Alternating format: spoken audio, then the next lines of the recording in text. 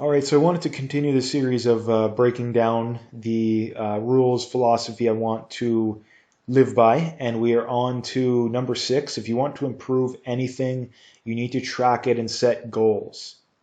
Now, do 100% of people need to track and set goals to improve something? No. In fact, I don't. The majority of people probably don't.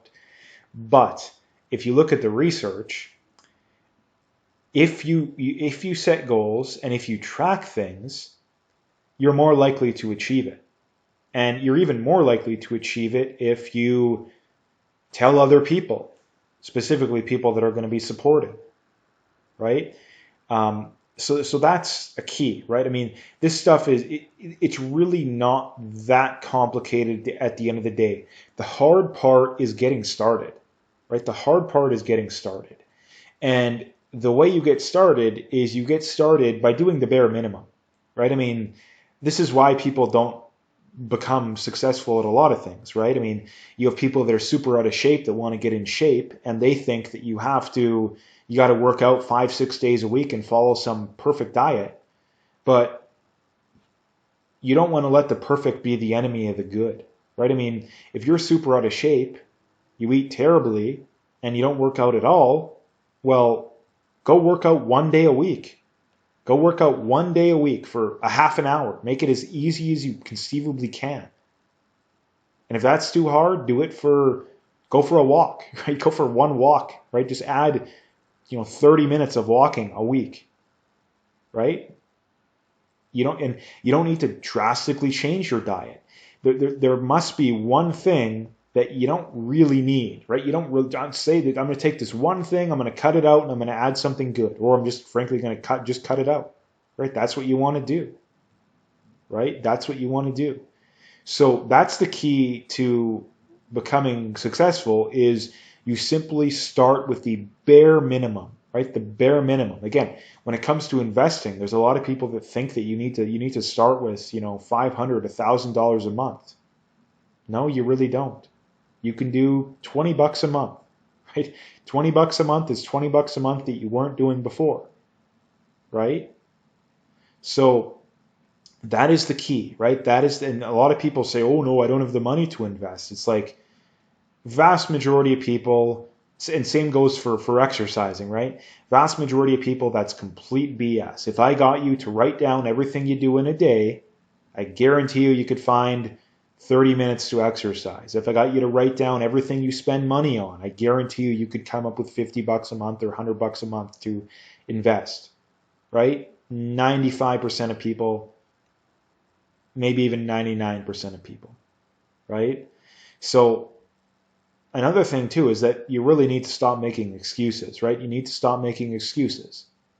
And one big problem may be that you're surrounding yourself with bad people, or maybe you're just not surrounding yourself with good people, right? That's another thing that a lot of people struggle with, and a lot of times it's very hard for people to come to grips with, because a lot of times they've spent their whole life around these people and they really don't want to change, right? And I'm not saying you need to completely cut people out, but again, if you're around, if your best friends are all super out of shape, it's going to be very hard for you to get in shape. If your best friends are all broke and constantly, man, maybe they're even in debt, it's going to be pretty hard for you to get out of to save money, right?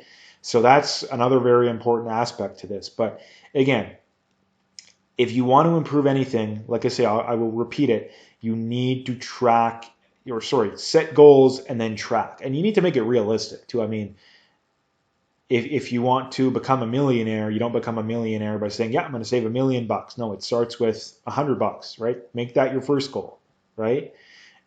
And just work your way. If you want to lose 50 pounds, make the goal to lose 5, right? Make it something that's very easily attainable and achievable, and you can do it in a short period of time, right?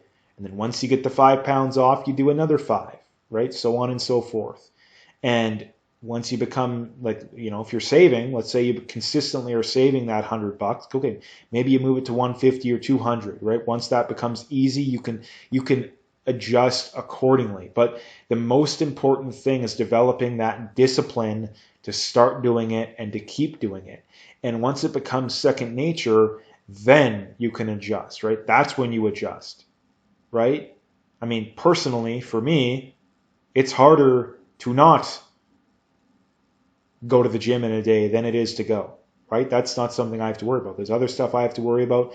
For me, I'm saving, I won't say how much exactly because it's irrelevant, but I'm saving the amount of money I'm saving like clockwork, right? Like clockwork. I have the days set, automatically comes out. I don't even have to do anything. And that's the other thing too, is that when it comes to things like investing, it's easier than ever to do it because, I mean, if you look at like I don't know about the other platforms, but one of the ones I use is Wealthsimple, right? It's one of the ones in Canada, right? And you can literally set it to take money directly out of your bank account every week, every month, every 2 weeks, and you can set whatever amount you want, right? You literally do not have to do any work at all, right? You can take, a broad market ETF and just say, yep, take $50 a month, put it into this broad market ETF. You don't even have to do any work, right? Nothing.